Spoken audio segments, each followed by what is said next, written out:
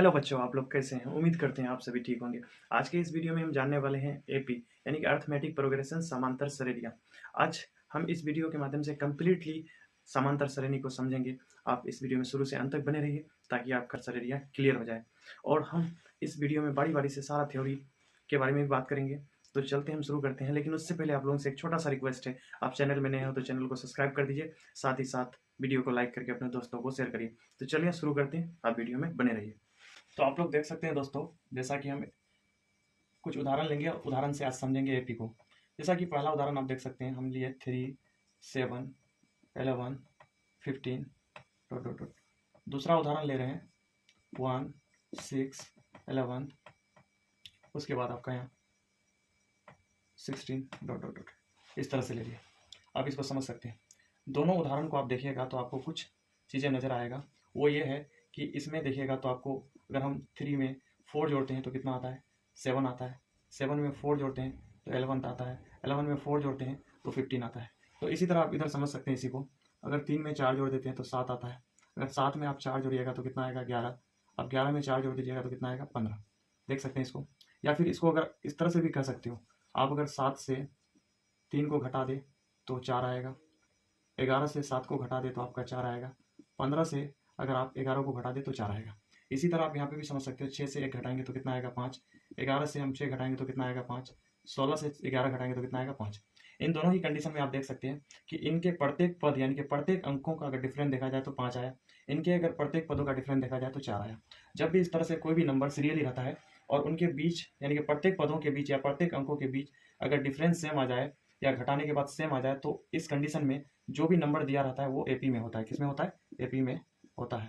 यानी कि कह सकते हैं ये भी एपी में है और ये भी एपी में है। मान लिया जाए, अगर मान लिया जाए हम यहाँ पे इस तरह से ले ले तीसरा उदाहरण, जैसे कि 1 ले लिए, 4 ले लिए, यहाँ पे 9 ले लिए, यहाँ पे 15 ले लिए, डॉट डॉट। अब इनके पदों का अगर डिफरेंस देखा जाए तो 4 से 1 जाएगा तो कितना होगा? 3। 9 से 4 जाएगा तो कितना होगा? 5।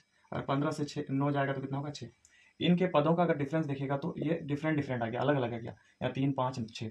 जबकि इनके प्रत्येक पदों का डिफरेंस 5 आया, इनके प्रत्येक पदों का डिफरेंस 4 आया। तो ये दोनों एपी में होगा और ये जो है ना एपी में नहीं होगा, एपी में नहीं है। लिख सकते हैं ये एपी में नहीं है। तो फर्स्ट नंबर आपने समझा कि एपी में कब होगा और कब एपी में नहीं होगा। तो एपी में होने के लिए सभी पदों का डिफरेंस क्या होना चाहिए? सेम होना चाहिए। और एपी में अगर नहीं होगा तो सभी पदों का डिफरेंस सेम नहीं होगा, यानी कि अंतर सेम नहीं आएगा।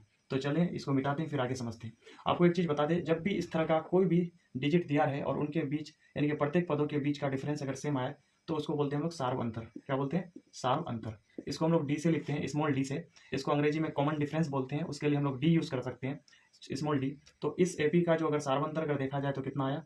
5 आया, 5 आया। और इस एपी का अगर सार्वंतर देखा जाए, डी का मान इसका कितना आया? 4 आया, क्योंकि सभी पदों का डिफरेंस कितना है? 4 है।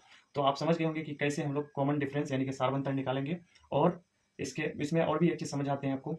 यहाँ पे इस एपी का पहला पद इसको बोलेंगे, दूसरा पद इसको, तीसरा इसको, चौथा इसको पहला, इसको दूसरा, इसको तीसरा, इसको चौथा। तो आपने जाना सार्वंतर निकालने के लिए। अब यहाँ पे अगर आपको इसी एपी में बोल देता कि इसका प्रथम पद लिखे, तो प्रथम पद मतलब जो पहले है उसी को बोलेंगे प्रथम पद। तो प्रथम पद को हम लोग A1 यानी कि बराबर ए से भी डिनोट करते हैं इसको, बराबर कितना आया? 1। अगर इसका सेकंड पद देखें तो A2 बराबर 6।